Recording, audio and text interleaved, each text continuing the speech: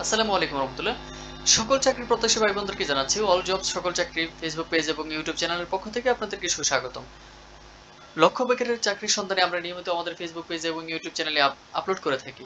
যখন যে নিয়োগ থাকে আমরা সাথে সাথে আমাদের ফেসবুক পেজ এবং ইউটিউবে ভিডিও আকারে আপলোড করে দিই। কিভাবে আবেদন করতে হবে, কি কি যোগ্যতা প্রয়োজন হবে, বেতন স্কেল সকল কিছু তথ্য আমরা আপনাদের ভিডিওর মাধ্যমে জানিয়ে দেওয়ার চেষ্টা করে থাকি। যারা ঘরে বসে আবেদন করতে পারেন তারা করে ফেলবেন, আর যারা ঘরে বসে আবেদন করতে পারেন না তারা আমাদেরকে আপনাদের তথ্য দিয়ে সহায়তা করলে আমরা আবেদন করে দিব। আবেদনের বিনিময়ে আমরা 100 টাকা নিয়ে থাকি।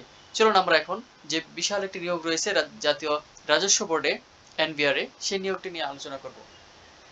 চলুন এখন মূল পর্বে যাওয়া যাক।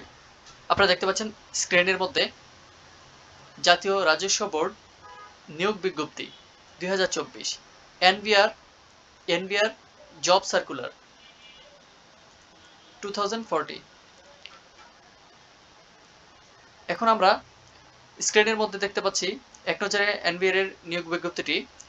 প্রতিষ্ঠানের ধরন, প্রতিষ্ঠানের নাম জাতীয় রাজস্ব বোর্ড। নিয়োগের প্রকাশের তারিখ 2 জুলাই 2024। পদের সংখ্যা 43 জন। 43টি পদে একটি বিশাল নিয়োগ রয়েছে। বয়স সীমা 18 থেকে 30। শিক্ষাগত যোগ্যতা অষ্টম শ্রেণী, এসএসসি, এইচএসসি, স্নাতক পাস। চাকরি ধরন ফুল সরকারি। Official website nvr.gov.bd। আবেদনের শুরু তারিখ 7 জুলাই থেকে আবেদনের শেষ তারিখ 28 জুলাই পর্যন্ত। আবেদনের মাধ্যম অনলাইন। নিয়োগ প্রকাশের সূত্র দৈনিক ইত্তেফাকে এটি নিয়োগ প্রকাশিত হয়েছে। আবেদনের লিঙ্ক www.nvr.teletalk.com.bd। জাতীয় রাজস্ব বোর্ড সংক্ষেপে এনবিআর বাংলাদেশ সরকারের একটি গুরুত্বপূর্ণ সংযুক্ত প্রতিষ্ঠান, যার প্রধান দায়িত্ব শুল্ক কর আরোপ করা ও তা আদায় করা। বর্তমান সময়ে অন্যান্য সরকারি চাকরির মধ্যে জাতীয় রাজস্ব বোর্ডের এই চাকরিটি অন্যতম। এনবিআর চাকরি করার মাধ্যমে আপনি আপনার সুন্দরতম ভবিষ্যৎ গড়তে পারেন। জাতীয় রাজস্ব বোর্ড এনবিআর বিভিন্ন সময় বিভিন্ন ক্যাটাগরিতে অসংখ্য জনবল নিয়োগের উদ্দেশ্যে জব সার্কুলার প্রকাশ করে থাকেন। জাতীয় রাজস্ব বোর্ড 2024। এখন দেখব কোন কোন পদে কি কি যোগ্যতা অনুযায়ী বেতন স্কেল সবকিছু দেখে নেব। গণপ্রজাতন্ত্রী বাংলাদেশ সরকার জাতীয় রাজস্ব বোর্ড, রাজস্ব ভবন, প্লট নং FA, আগারগাঁও, শেরেবাংলা, ঢাকা 1207। পদের নাম অফিস সহায়ক। পদের সংখ্যা 43টি। শিক্ষাগত যোগ্যতা কোন স্বীকৃত বোর্ড হতে মাধ্যমিক স্কুল সার্টিফিকেট, এসএসসি বা সমমানের পরীক্ষা উত্তীর্ণ। চলুন এখন দেখা যাক কোন কোন জেলার প্রার্থীরা আবেদন করতে পারবেন। যে সকল জেলার প্রার্থীরা আবেদন করতে পারবেন তাদের নাম উল্লেখ করা হবে।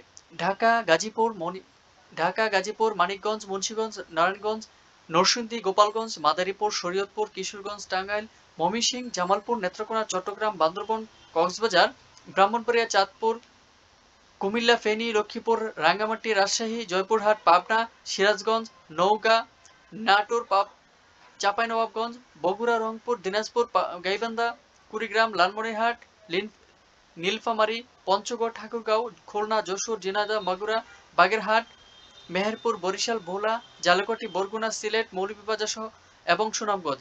তবে এতিপ এবং শারীরিক প্রতিবন্ধীদের কোঠায় সকল প্রার্থীগণ আবেদন করতে পারেন। সকল জেলার প্রার্থীগণ আবেদন করতে পারবেন। আবেদন করবেন কিভাবে সে প্রসেসটি আমরা দেখিয়ে দিচ্ছি। পরীক্ষার অংশগ্রহণের ইচ্ছুক ব্যক্তি www.nvr.teletalk.com.bd ওয়েবসাইটে আবেদন পূরণ করবেন। আবেদনের নিয়মাবলী: আবেদন অনলাইনে আবেদনপত্র পূরণ, পরীক্ষার ফি জমাদান শুরুর তারিখ সময় 7 জুলাই থেকে সকাল 10টা থেকে শুরু হবে এবং আবেদনের শেষ তারিখ 28 জুলাই বিকেল 5 ঘটিকা পর্যন্ত। এই ওয়েবসাইটের মাধ্যমে nvr.teletalk.com.bd তে আপনারা আবেদন করতে পারেন। আবেদনের কত টাকা লাগবে সেটা আমরা দেখে দিচ্ছি। 112 টাকা অফেরতযোগ্য, অনধিক 72 ঘন্টার মধ্যে আবেদন করতে হবে। টেলিটক চার্জ 112 টাকা, মানে 12 টাকা। পরীক্ষার ফি বাবদ নেওয়া হবে গভর্নমেন্ট 100 টাকা, টেলিটক চার্জ বাবদ নেওয়া হবে 12 টাকা, সর্বমোট 112 টাকা। অফারের যোগ্য 72 ঘন্টার মধ্যে, আবেদনের 72 ঘন্টার মধ্যে টাকা পেমেন্ট করতে হবে, অন্যথায় আপনার আবেদনটি বাতিল হয়ে যাবে। 72 ঘন্টা পর আপনি বাতিল হওয়ার পর আবার আবেদন করতে পারবেন। আর আপনারা যারা নিজেরা আবেদন করতে পারবেন না আমাদেরকে আপনাদের তথ্য দিয়ে সহায়তা করলে আমরা আপনাদের আবেদনটি করে দিব। আপনাদের আবেদনের প্রেক্ষিতে আমরা ১০০ টাকা নিয়ে থাকি। সকলকে ধন্যবাদ। সকলে সুস্থ থাকবেন, ভালো থাকবেন। আল্লাহ হাফেজ। এবং আমাদের ফেসবুক পেজটিতে লাইক দিয়ে রাখবেন এবং ইউটিউব চ্যানেলটিকে ফলো দিয়ে রাখবেন।